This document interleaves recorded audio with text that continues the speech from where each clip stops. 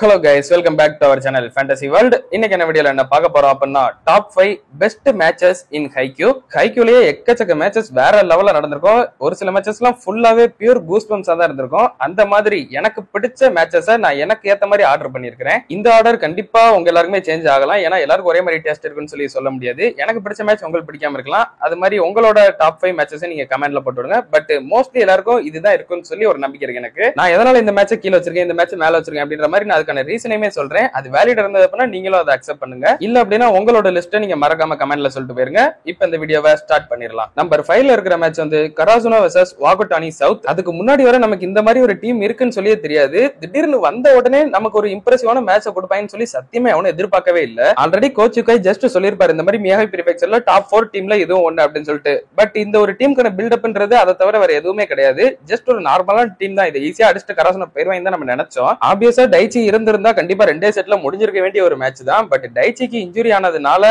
Designing வர போய் அப்படியே ஹார்ட் பீட்டை துடிக்க வச்சு தான் ஜெயிச்சாங்க கராசுனோ. அண்ட் அந்த ஒரு மேட்ச் எனக்கு ரொம்ப பிடிச்சதுக்கான காரணமும் டைச்சியை வேற லெவல்ல காட்டியிருப்பாங்க நம்ம கண்ணில். டைச்சி இல்லைன்னா இந்த டீமே இல்ல அப்படின்றத சூப்பராகவே நம்ம கண்ணில் காட்டியிருப்பாங்க. அண்ட் ஆப்வியஸா அந்த ஒரு மேட்ச் தான் இனோஷிட்டா வந்து ஹீரோவா இருக்கிறதுக்கான ஒரு மேட்சாக இருந்திருக்கும். அவன் அந்த ஒரு மேட்ச்ல மட்டும் தான் உள்ள இறக்கிருப்பாங்க. அவனுமே ஒரு பக்காவான கேப்டன் தான். நெக்ஸ்ட் இயருக்கு ஒரு சூப்பரான கேப்டன் கராசுனோக்கு இருக்கான் அப்படின்ட்டு ப்ரூவ் பண்ண வச்ச ஒரு கேரக்டர் அவன். அது மட்டும் இல்லாம ஆப்போசிட்ல வந்து அவங்களோட கேப்டன் நம்ம டாக்கிரோ வந்துட்டு கிட்டத்தட்ட அவனுமே ஷார்ட்டா தான் இருப்பான். அவனுமே கொஞ்சம் லிட்டில் ஜெயிண்ட் மாதிரி தான் அடிப்பான். சோ அவனுமே லிட்டில் ஜெயிண்ட் ஆகணும் அப்படின்னு சொல்லி தான் இன்ஸ்பயர் ஆகி வந்திருப்பான். அந்த ஒரு ஆசையுமே அவனுக்கு ரொம்ப சூப்பரா இருக்கும். சோ அவனோட கேரக்டருமே அதுல வேற லெவல்ல எவால்வ் ஆயிருக்கும். அப்படி ஓவராலா பார்த்தோம் அப்படின்னா ஞாபகம் வச்சுக்கிற மாதிரி ஒரு மொமெண்ட்ஸ் ஒரு சிலது கண்டிப்பா இந்த ஒரு மேட்ச்ல இருக்கதான் செய்யுது. அது மட்டும் இல்லாம நகத்தை கடிச்சிட்டு உட்கார வச்சுட்டாங்க. கிட்டத்தட்ட ஈஸியா முடிக்க வேண்டிய மேட்சை கஷ்டப்பட்டு முடிச்சாங்க இல்லையா. அதனாலேயே இது நம்ம மனசுல ரொம்ப ஸ்ட்ராங்கா பதிஞ்சிருச்சு. இதை தொடர்ந்து நம்பர் 4ல இருக்கிற மேட்ச் வந்துட்டு கராசுனோ வெர்சஸ் நெக்கமோ. இப்ப ரீசெண்டா டம்ஸ்டர் பேட்டில் நடந்த ஒரு மேட்ச் தான். இதுக்கு இப்போ நம்பர் 4ல வச்சிருக்கீங்க. இதெல்லாம் வேற லெவல் படம். இது கண்டிப்பா டாப்ல இருக்க வேணாம் அப்படின்னு கேட்டீங்க அப்படின்னா என்னோட லிஸ்ட்ல இது டாப் 4ல தான் இருக்குது. ஏன்னா இதுல ஞாபகம் வச்சுக்கிற மாதிரி மொமெண்ட்ஸ்ன்றது ரொம்பவே கம்மி தான். மோஸ்ட்லி இதுல எல்லாரும் ஞாபகம் வச்சுக்கூடிய ஒரே ஒரு மொமெண்ட்னா ஹினாட்டாவோட அந்த ஒரு பூம் ஜம்ப் தான். அது மட்டும் தான் அங்க கூஸ்பம்ஸாவே இருந்திருக்கும். இதை தவிர இந்த மேட்ச்ல பெரிய அளவுக்கு கூஸ்பம் மொமெண்ட் எதுவுமே இருந்திருக்காது. ஆனாலுமே அவங்களுக்குள்ள நடக்கிற அந்த ஒரு காம்படிஷன் வேற லெவல்ல தான் இருக்கும். நம்ம கூரோ சூக்கி ரெண்டு பேரும் மறைச்சிக்கிட்டு ஒரு பக்கம் இருக்கு. அந்த பக்கம் அவங்களோட ரெண்டு கேப்டன் நம்ம டைச்சி கூரோவும் மறைச்சிக்கிட்டு இருப்பாங்க. அப்புறம் கென்மா காயமா லைட்டா மறைச்சிக்கிட்டு இருப்பாங்க. அப்புறம் ஹினாட்டா லெவுக்கு ஒரு பயங்கர காம்படிஷன் இருக்கும். அப்புறம் ஹினாட்டாக்கும் நம்ம இனோவாக்கா உள்ள வந்ததுக்கு அப்புறம் அவன் கூட ஒரு காம்படிஷன் போகும். அப்புறம் ரெண்டு லிப்ரோஸ்க்குமே செம காம்படிஷனா போகும். இப்படி ஒருத்தருமே ஒருத்தனை ரைவலா நினைப்பாங்களே, அதனாலேயே அது ரொம்ப சூப்பரா போகும். பட் ஞாபகம் வச்சுக்கிற மாதிரி மொமெண்ட் அப்படின்னு சொல்லிட்டு இந்த ஒரு மேட்ச்ல அவ்வளவா கிடையாது. அண்ட் தேர்ட் செட்டையுமே ரொம்பவே சிம்பிளா முடிச்சிருப்பாங்க. அது சிம்பிள்னு சொல்ல முடியாது. அவ்வளவு பேர் கஷ்டப்பட்டு லேண்ட் இவ்வளவு வேர்வை சிந்தி லேண்ட் இருக்காங்க அப்படின்றத அங்க அடையாளமா காட்ட வந்திருப்பாங்க. பட் அது நம்ம கண்ணுக்கு சரியா கன்வே பண்ணலையோன்னு சொல்லி எனக்கு தோணுச்சு. ஏன்னா அதை மாங்கால பாக்குறப்ப ரொம்பவே சூப்பரா இருக்கும் பார்க்கும்போதே. பட் அது அனிமில இன்னும் கொஞ்சம் நல்லா அடாப்ட் பண்ணிருக்கலாமோ அப்படின்ற மாதிரி தோணுச்சு. செகண்ட் செட்டோட எண்டிங்குமே பெரிய அளவுக்கு ஞாபகம் வச்சுக்கிற மாதிரி இருக்காது. ஃபர்ஸ்ட் செட்டோட எண்டிங்குமே ரொம்பவே சிம்பிளா தான் இருக்கும். கென்மா அசால்ட்டா தூக்கி ஒரு டிராப் போட்டு முடிச்சிடுவான் கராசுனோவை. அண்ட் தேர்ட் செட்டோட ரேலியுமே ரொம்ப இன்டென்ஸா போய்கிட்டு இருக்கப்ப டப்புன்னு அதை கட் பண்ண மாதிரி ஒரு ஃபீலா இருக்கும். இப்படி உங்களால ஒரு செட்டோட எண்டிங்கையுமே ரொம்ப நாள் ஞாபகம் வச்சுக்க முடியாது. கொஞ்ச நாள்ல மறந்துடுவீங்க. தேர்ட் செட்டோட எண்டிங் வேணா சூப்பராவே இருக்கும். அது கென்மா பாயிண்ட் ஆஃப் வியூல காட்டியிருப்பாங்க. அது ஓகேவா தான் இருக்கும். மத்தபடி முதல் ரெண்டு செட் உங்களுக்கு அவ்வளவா ஞாபகமே இருக்காது. அண்ட் இது ஒரு படமா வராம இருந்தா சீரியஸா வந்திருந்தா இன்னுமே சூப்பரா இருந்திருக்குமோ அப்படின்ற மாதிரி எனக்கு தோணுச்சு. ஏன்னா படம்ன்றதுனால ரொம்பவே ரஷ் பண்ண மாதிரி ஒரு ஃபீலாவும் இருந்தது. ஏன்னா இந்த கராசுனோ வெர்சஸ் இனாரசாகி மேட்ச்ல எடுத்து பாருங்களேன். கிட்டத்தட்ட ஒரு 10 எபிசோடு கிட்ட போயிருக்காது. அவ்வளவு அருமையா போய்கிட்டு இருக்கும். இது வெறும் 1.5 மணி நேரம்னா கணக்கு பண்ணி பாத்தீங்கன்னா கூட ஒரு 4 எபிசோடு அவ்வளவுதான் கணக்குக்கு வரும். நம்ம சீசன் 1ல இருந்து பாத்துக்கிட்டு இருக்க ஒரு டீம்ஸ் ரெண்டுமே அப்புறம் இருக்கப்ப இந்த மேட்ச் எப்படி காட்டணும் நம்ம கண்ணுல. சோ அந்த விதத்துல கொஞ்சம் சீக்கிரமா ரஷ் பண்ணி முடிச்ச மாதிரி ஒரு ஃபீலா இருந்தது. அதனால மட்டும்தான் நான் நம்பர் 4ல வச்சிருக்கேன். மத்தபடி பாக்கணும்னா செம்மையான ஒரு மேட்ச் தான் இதுவும். நான் முன்னாடியே சொன்ன மாதிரி ஒருத்தரும் அவங்களோட ரைவல்ஸ் நினைச்சுக்கிட்டு விளையாடுவாங்க இல்லையா. அது ரொம்பவே சூப்பரா இருக்கும். ஒருத்தருக்கு ஒருத்தர் செம்ம காம்படிஷன் விளையாடுவாங்க. அது எனக்கு இந்த மேட்ச்ல ரொம்பவே பிடிச்சிருந்தது. இதை தவிர வேற எந்த மேட்ச்லயும் அதை நீங்க நோட் பண்ண முடியாது. சோ அதனால எனக்கு நெக்கமா வெர்சஸ் கராசுனோ மேட்ச் வந்து 4th பிளேஸ்ல இருக்குது. அதை தொடர்ந்து 3rd பிளேஸ்ல இருக்கிறது வந்துட்டு கராசுனோ வெர்சஸ் சிரோட்டோரிசாவா. சீசன் 3 ஃபுல்லாவே இந்த ஒரு மேட்ச் தான் நடந்திருக்கும். கிட்டத்தட்ட 10 எபிசோடு தரமா செதுக்கி இருப்பாங்க. வேற லெவல்ல இருக்கும். எனக்கு இதுல பிடிக்காத ஒரே ஒரு விஷயம் வந்துட்டு சிரோட்டோரிசாவா வின் பண்ற மேட்ச் எல்லாத்தையுமே ரொம்ப டக்கு டக்குன்னு முடிச்சிருவாங்க. லைக் ஃபர்ஸ்ட் செட்டா இருக்கட்டும் தேர்ட் செட்டா இருக்கட்டும் ரொம்பவே ஃபாஸ்டா முடிச்சிருப்பாங்க. ஃபர்ஸ்ட் செட் என்னன்னா ஒன் சைடா முடியும். கராசுனோவா அவ்வளவு ஈஸியா டிஃபீட் பண்ணுவாங்க. தேர்ட் செட் அதே மாதிரி ஒன் சைடா முடிப்பாங்க. அப்புறம் மீதி 3 செட் எப்பரா கராசுனோவால டஃப் கொடுக்க முடிஞ்சது. ஒன் சைடா அடிக்கிற லெவலுக்கு இவங்க கேப்பபிலிட்டி இருக்கு. பட் இருந்து எப்படி தோக்குறாங்க அப்படின்ற மாதிரி நம்மள தோண வச்சது. அதை மட்டும் இன்னுமே கொஞ்சம் பெட்டரா பண்ணிருக்கலாம். ஃபர்ஸ்ட் எபிசோட் தேர்ட் எபிசோடையுமே கராசுனோக்கு இன்னும் கொஞ்சம் அதிக பாயிண்ட் தந்திருக்கலாம்.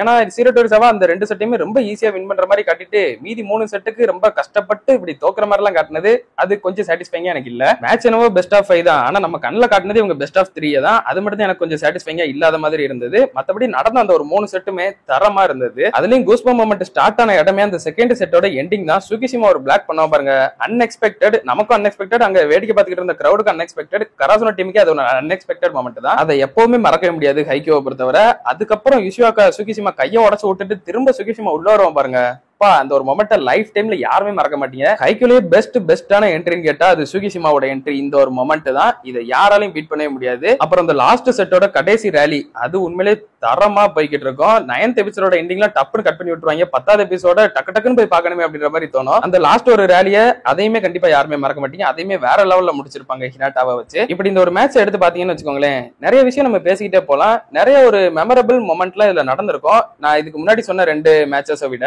அதனாலதான் எனக்கு பர்சனலா இந்த ஒரு மேட்ச் அந்த 2 விட டாப்ல இருக்குது. அண்ட் ஆப்வியஸா இதை நீங்க சுகிஷிமாக்கான மேட்ச் அப்படின்னு கூட சொல்லிடலாம். அவ்வளவு சூப்பரா சுகிஷிமாவோட கேரக்டர் டெவலப் பண்ணிருப்பாங்க. அதே மாதிரி நம்ம சீரோட்டோரிசாவால யுஷிவாக்கா மட்டும் தான் பவர்ஃபுல்னு சொல்லி நினைச்சுக்கிட்டு இருந்தோம். ஆனா கெஸ் பிளாக் அங்க ஒரு மான்ஸ்டர், அந்த சட்டோரி லூசு பைய இருக்கதே நமக்கு தெரியாது. பைய வேற லெவல்ல விளையாடுவான். அப்புறம் அவங்களோட ஃபர்ஸ்ட் இயர் ஸ்டூடெண்ட் அந்த ஒரு டோரா கட்டிங் போட்ட மாதிரி இல்லையா, அந்த ஒரு பையனுமே வேற லெவல்ல விளையாடுவான். இப்படி 2 சைடுமே பயங்கர பேலன்ஸ்டா இருந்ததுனாலயோ என்னவோ தெரியல, எனக்கு இந்த ஒரு மேட்ச் ரொம்பவே பிடிச்சிருந்தது. ரொம்ப என்ஜாய் பண்ணி பார்த்தேன். 10 எபிசோட ஒரே நாள்ல பார்த்து முடிச்சிருவீங்க எல்லாரும். அதை தொடர்ந்து நம்பர் 2ல இருக்கிற மேட்ச் வந்து என்னோட ஒரு மோஸ்ட் ஃபேவரட்டான மேட்ச். சீசன் 4ல நடந்ததுலயே தரமான சம்பவம், கராசுனோ வெர்சஸ் இனாரசாகி. இந்த ஒரு மேட்ச்ல மெமரபிள் மொமெண்ட் தான் இந்த மேட்ச். அவ்வளவு மொமெண்ட்ஸ் அழகா இருக்கும். லைக் கராசுனோ டீமுக்கு மட்டும் தான் நல்ல மொமெண்ட்ஸ் இருக்குன்னு சொல்லி நீங்க சொல்லவே முடியாது. இனாரசாகிக்கு வேற லெவல் மொமெண்ட் எல்லாம் கொடுத்திருப்பாங்க. அதுவும் இந்த மியா ட்வின்ஸ் எல்லாம் நம்ம காகியமா ஹினாட்டா மாதிரி ஒரு ஷாட் அடிப்பாங்க பாருங்க, அந்த ஃபாஸ்ட் அட்டாக்.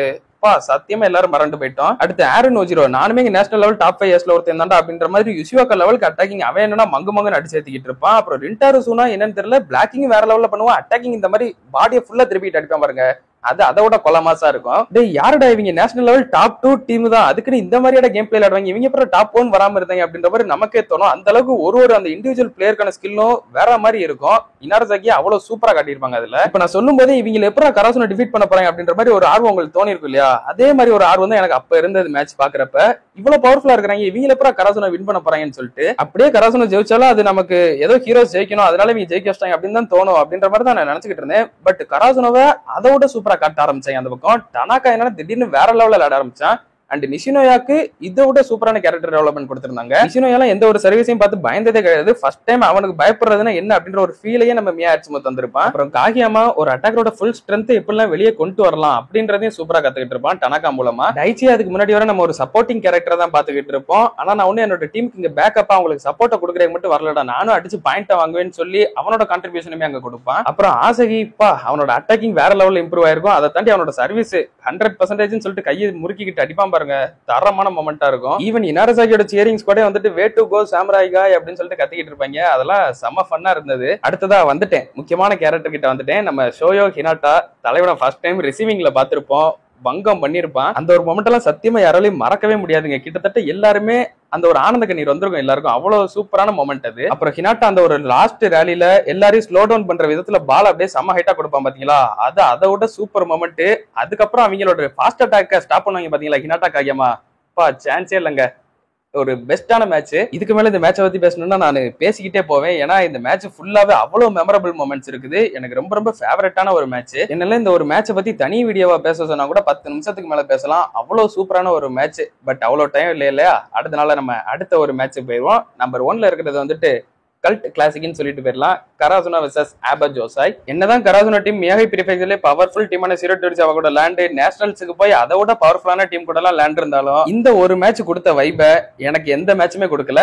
நான் ஆபர்ஜோசாய் வெர்சஸ் கராசுனோ 2 மேட்சுமே தான் சொல்றேன். சீசன் 1ல நடந்தது, சீசன் 2ல நடந்தது, ரெண்டுமே ஒரு கல்ட் கிளாசிக் தான். இன்னும் எவ்வளவு மேட்ச் போங்க, எவ்வளவு ஜப்பான் லெவல்ல டாப் லெவல் டீம் கூட நீங்க விளையாடுங்க கராசுனோ, ஆனா இந்த ஆபர்ஜோசாய் கூட லேண்ட ஒரு மேட்சை ரீக்ரியேட் பண்ணவே முடியாது. அது கிரியேட்டர்ஸே நினைச்சாலும் பண்ண முடியாதுன்னு சொல்லி நினைக்கிறேன். அவ்வளவு சூப்பரான மேட்ச் அது. மத்தவங்களுக்கு எப்படின்னு சொல்லி எனக்கு தெரியல. நிறைய பேருக்கு இதோட சூப்பரான மேட்ச் லைக் இனாரசாகி மேட்ச் கூட ரொம்ப பிடிச்சிருக்கலாம், இல்ல நக்கோமா மேட்ச் கூட ரொம்ப பிடிச்சிருக்கலாம், இல்ல சிரோட்டோரிசவா மேட்ச், அந்த 3 கூட டாப் 1ல இருக்கலாம். பட் எனக்கு ஆபேஜோசாய் கூட விளையாண்டது தான் டாப் 1 மேட்ச். ஏன்னா இதுல சொல்ல போனோம் அப்படின்னா சீசன் 1 and 2ல நம்ம கராசுனோவை விட ஒய்காவா தான் நம்ம கண்ணுல ஸ்ட்ராங்கா தெரியும். அப்ப இருக்கப்ப ஆப்போனன்ட் ஸ்ட்ராங்கா இருந்தா தான் நம்ம கண்ணுக்கு ஹீரோஸ் பவர்ஃபுல்லா தெரிவாங்க. இவனை எப்படி டிஃபீட் பண்ண முடியும் கராசுனோவால அப்படின்ற மாதிரி நம்மளே யோசிக்க வச்ச ஒரு கேரக்டர் தான் ஒய்காவா. அப்படி இருக்கிறப்ப கண்டிப்பா இவங்க கூட விளையாடுற மேட்ச் ரொம்பவே இன்ட்ரெஸ்டிங்கா இருக்கும்ன்றது எனக்கு தெரிஞ்ச விஷயம் தான். பட் இந்த அளவுக்கு இன்ட்ரெஸ்டிங்கா இருக்கும்னு சொல்லி சத்தியமா எதிர்பார்க்கல. அதுலயும் கராசுனோ டீம் சீசன் 1ல தோத்தது அன்எக்ஸ்பெக்டட் மொமெண்ட். ஏன்னா ஹீரோஸ்னா வழக்கமா ஜெயிச்சுக்கிட்டே இருப்பாங்க தான் நம்ம கேள்விப்பட்டிருக்கோம். பட் இதுல வந்து தோக்கடிப்பாங்க பாத்தீங்களா ஆபேஜோசாய், அங்க நிக்கிறாங்க. சீசன் 2ல என்னதான் ரீமேட்ச் போட்டு கராசுனோ ஜெயிச்சிருந்தாலுமே அந்த ரீமேட்ச்ல கூட அவ்வளவு கஷ்டப்பட்டு தான் ஜெயிச்சிருப்பாங்க கராசுனோ. இதுல மட்டும் தான் 3 செட் நடக்குதுன்னா 3 செட்டையுமே ஆல்மோஸ்ட் நம்ம கண்ணுல முக்காவாசி மேட்ச கண்ணுல காட்டின ஒரு மேட்ச் இதுதான் என்ன கேட்டா. ஏன்னா சிரோட்டோரிசவா மேட்ச் 2 செட் கண்ணிலே காட்டல, நெக்கமா மேட்சுமே அப்படிதான் நிறைய பாயிண்ட் நம்ம கண்ணுல காட்டவே இல்ல. இனாரசாகியோட மேட்ச் ஓரளவு காட்டாங்க, பட் அந்த செகண்ட் செட் அதையுமே நம்ம கண்ணுல காட்டல. இந்த மாதிரி ஒரு சில மேட்சஸ் லைக் கராசுனோ தோக்குற மாதிரி இருக்கிற செட் எல்லாம் நம்ம கண்ணுல அவ்வளவா காட்டவே மாட்டாங்க. ஆனா இந்த 2 மேட்சஸ்ல தான் கராசுனோட தோக்குற மேட்சுமே சூப்பரா காட்டியிருப்பாங்க. அதனாலேயே 6 செட் கிட்டத்தட்ட 2 மேட்ச் 6 செட்டையுமே ரொம்ப டீடைலிங்கா காட்டியிருப்பாங்க. அதனாலேயே இந்த ஒரு மேட்ச் ரொம்ப நேரம் நமக்கு போற வைப்பையும் கொடுத்தது. அண்ட் மெமரபிள் மொமெண்ட்ஸ் சொல்லவே தேவையில்ல, எக்கச்சக்க மொமெண்ட்ஸ் இருக்குது. அதெல்லாம் பேசினா இந்த வீடியோ பத்தாது. எனக்கு நிறைய மொமெண்ட்ஸ் ரொம்ப பிடிக்கும். ஆனா ஃபர்ஸ்ட் ஃபேவரட்டான மொமெண்ட் பாக்குறப்ப ஒய்காவாவோட சர்வீஸ் தான் செம்மையா அனிமேட் பண்ணிருப்பாங்க. அப்புறம் அந்த செகண்ட் மேட்ச்ல மேட்டாக் வந்திருக்கக்கூடிய கொஞ்ச நேரம் மேட்டாக் ஆட்டம் ஆடுவானே, பேய் ஆட்டம் ஆடுவான், அது வேற லெவல்ல இருக்கும். அப்புறம் 2 மேட்சஸோட எண்டிங் ரெண்டுமே எண்டிங் ஒரே மாதிரி தான் இருக்கும். ஃபர்ஸ்ட் மேட்சோட எண்டிங்கும் அதே மாதிரி தான், ஹினாட்டாக்கு தான் அதே தான் செகண்ட் மேட்ச்லயும். அப்ப என்ன தப்பு பண்ணனோ அதை இங்க மாத்தி இருப்பான். அதுதான் அதுல ஒரு பியூட்டியே. என்னதான் எத்தனை மேட்ச்ல சூப்பரான மெமரபிள் மொமெண்ட்ஸ் இருந்தாலும் இந்த ஒரு மொமெண்ட்டை என்னால மறக்கவே முடியாது. அப்படி தோத்து இப்படி ஜெயிச்சிருப்பாங்க, அதனால அது சத்தியமா மறக்கவே முடியாது என்ன நினைச்சாலும். அதுவும் இந்த செகண்ட் மேட்சோட லாஸ்ட் ரேலி இருக்கு பாருங்க, அதெல்லாம் கிட்டத்தட்ட அவ்வளவு க்ளோஸ் அப்ல உட்காந்து பாத்துக்கிட்டு கிடந்தேன். போன் அவ்வளவு பக்கத்துல வச்சுக்கிட்டு அப்படியே ஹார்ட் பீட் எல்லாம் துடிச்சுக்கிட்டு இருக்கு, என்னடா நடக்கும் அப்படின்ற மாதிரி. நீங்க போய் அந்த செகண்ட் மேட்சோட லாஸ்ட் ரேலியை பார்த்தாலே தெரியும். அந்த கராசுனோ டீம் ஜெயிச்சதுக்கு அப்புறம் அவ்வளவு ஹாப்பி மொமெண்ட் இருக்கும். அதே மாதிரி ஃபர்ஸ்ட் மேட்சோட லாஸ்ட் ரேலியுமே ரொம்ப சூப்பரா இருக்கும். கராசுனோ ஜெயிச்சிருவாங்கன்னு சொல்லி தான் எதிர்பார்ப்போம். பட் கராசுனோ தோக்குறப்ப அந்த ஒரு மொமெண்ட் நமக்குமே அவ்வளவு டிப்ரெஷனா இருக்கும். அண்ட் சீசன் 2ல வின் பண்றப்ப தக்காளி ரிவெஞ்ச கொடுத்துட்டாங்களா அப்படின்ற மாதிரி செம்ம எக்ஸைட்டிங் ஆயிரும் நம்மளே. இப்படி இந்த 2 மேட்சஸோட எண்டிங்கையுமே வேற லெவல்ல முடிச்சு வச்சதுனால நம்ம கண்ணுல இது வேற லெவல் மேட்சாவே தெரியுது. இப்படி இன்னும் பேசணும் அப்படின்னா கண்டிப்பா நான் இனாரசாகிக்கு பேசினதை விட ஆபேஜோசாய் மேட்சுக்கு எக்கச்சக்கமா பேசிக்கிட்டே போவேன். பட் வீடியோ லென்த் அதிகமா போய்கிட்டு இருக்கிறதுனால நம்ம இதோட முடிச்சுக்கிடலாம். உங்களோட லிஸ்ட் எப்படின்னு சொல்லி எனக்கு தெரியல. மோஸ்ட்லி என்னோட நம்பர் 1 உங்களோட நம்பர் 1 சேமா இருக்காதுன்னு சொல்லி நினைக்கிறேன். எனக்கு அப்படிதான் தோணுது. பட் இருந்தாலும் எனக்கு நம்பர் 1 மேட்ச் எப்பவுமே கராசுனோ vs ஆபேஜோசாய் தான். இதுல எந்தவித மாற்று கருத்துமே கிடையாது. உங்களோட டாப் 5 லிஸ்டையும் நீங்க மறக்காம கமெண்ட்ல சொல்லிட்டு போயிருங்க. நான் உங்களை இன்னொரு நல்ல வீடியோல மீட் பண்றேன். Bye guys.